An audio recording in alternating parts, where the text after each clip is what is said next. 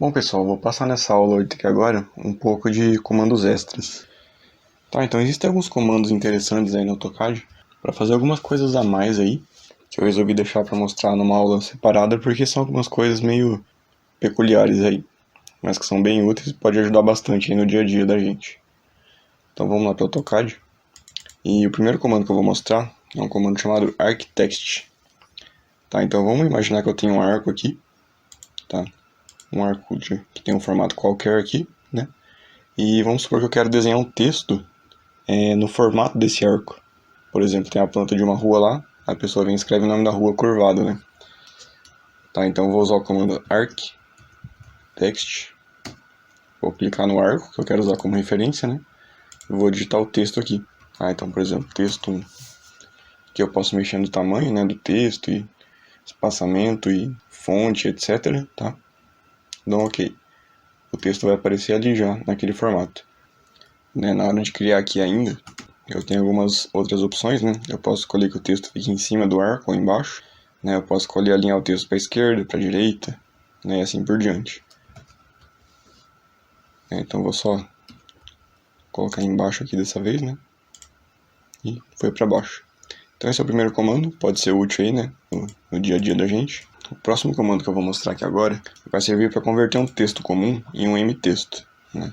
Então se eu olhar no menu de propriedades, eu tenho um texto comum, né? Text.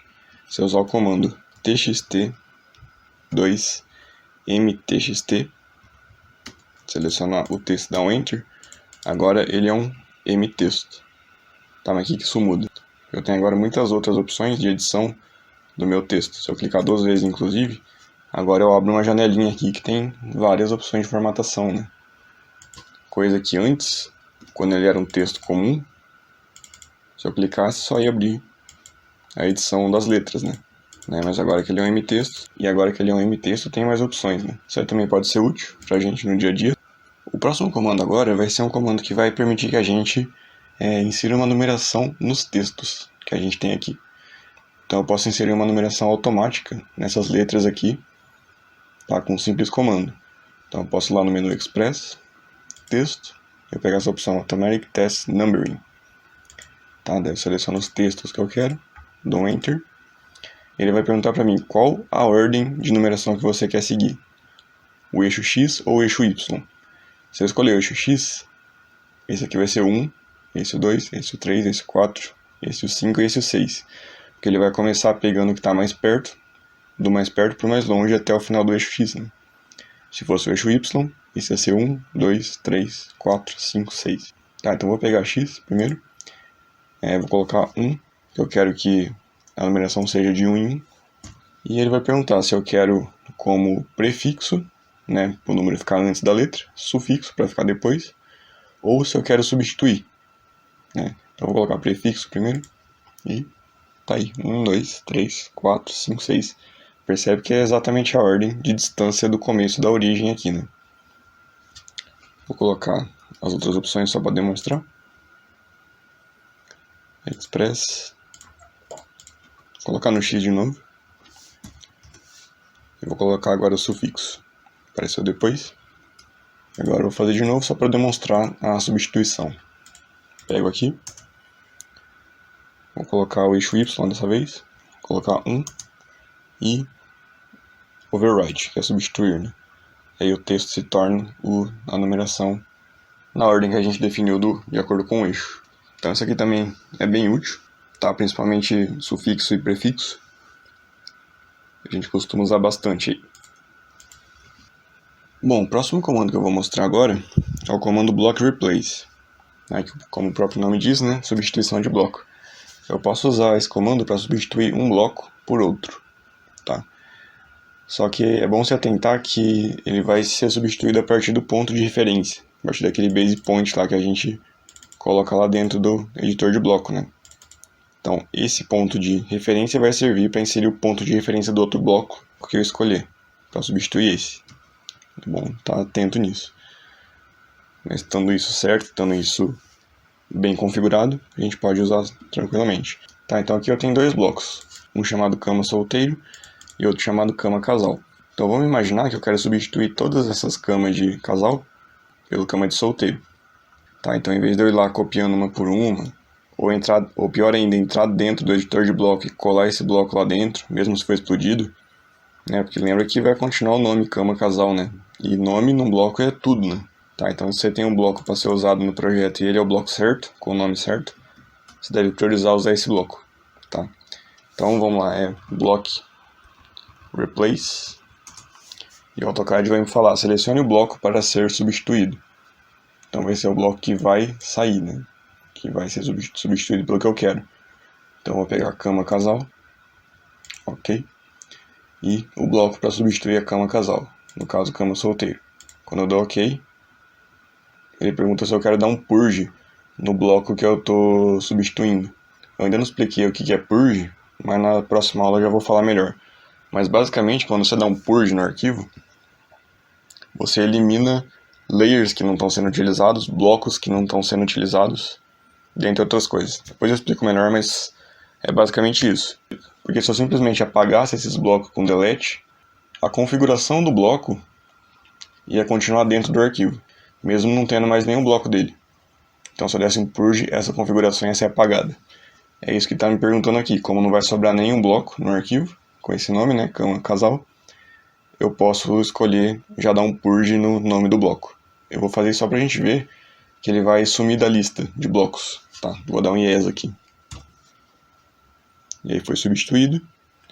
E se eu olhar na lista de bloco, eu digito block, né? E aqui eu tenho a janelinha dos blocos que existem no arquivo e não tem mais a cama casal, né? Se eu der um Ctrl Z só pra voltar e for lá de novo, eu vou ter os dois. Beleza? Então só para demonstrar aí, né? Vou fazer de novo rapidinho aqui. Block replace. Cama casal, ok. Cama solteiro, ok. Yes. E tá aí. Então, pessoal, são esse tipo de comando que fazem essas coisas que pode até parecer uma coisa meio boba, mas é isso que vai te salvar muito tempo num projeto grande. Tá? Porque uma coisa é você tá fazendo a planta de uma casa, outra coisa é você tá fazendo um projeto que tem 200 pranchas, sabe? Um arquivo enorme que você tem que substituir alguma coisa. Se você tiver um bom controle da sua biblioteca de blocos, tá? E de layers e tudo mais, que isso aí vem com o tempo, né? Você vai aprendendo, você vai vendo o que você precisa fazer, o que você precisa preparar. Isso é uma coisa meio particular também, né?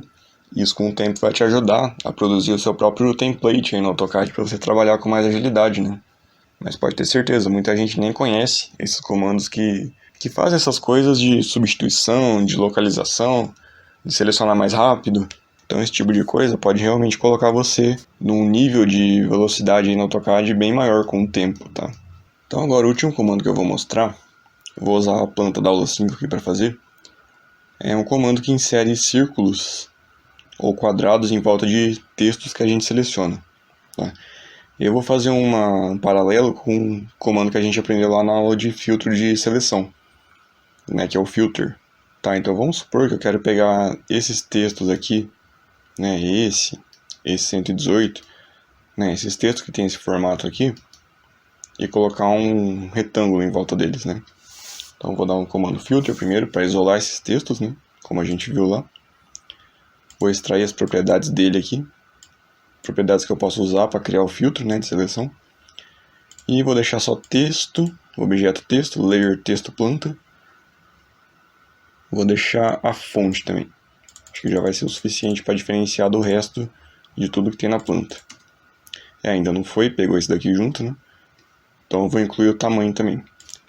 Como esse aqui tem 0,7 e esse aqui tem 1, vou colocar textos maior do que 0,09.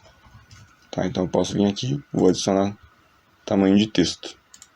Eu vou colocar aqui maior do que 0,09. Vou adicionar na lista, aplicar lá em cima, na primeira opção, vou dar um apply. E agora eu consigo pegar sem o de baixo. Então por aí você vê como que é útil esse comando e muita gente nem sabe que existe, tá? Não usa. Então vamos jogar para cima uma distância que a gente conhece, 20 por exemplo, para depois poder jogar para baixo. Anota aí se precisar em algum lugar, 20. Tá? Então vamos no menu Express, vamos pegar texto e vamos pegar Enclose text with object, né? Envolver texto com objeto. Então, vou selecionar o texto que eu quero fazer isso. Vou dar um Enter. Aqui eu vou colocar 0,5. E eu posso escolher círculo, slots, que seria tipo um quadrado, só com as pontas aqui, né, no eixo X aqui arredondadas, né, e retângulo. Então eu vou pegar retângulo, vou colocar constante e vou colocar width. E tá aí. Todos ganharam um retângulo em volta agora. Poderia fazer com círculo também, se eu quisesse. Vou voltar aqui com Ctrl Z. Express, Text, Enclose Text with Objects. Seleciono tudo. 0,5. Círculo. Constante. E tá aí. E também pode ser com a outra opção lá, que é Slots, né? Mesma coisa. 0,5. Slots. Constante. Width. Tá aí.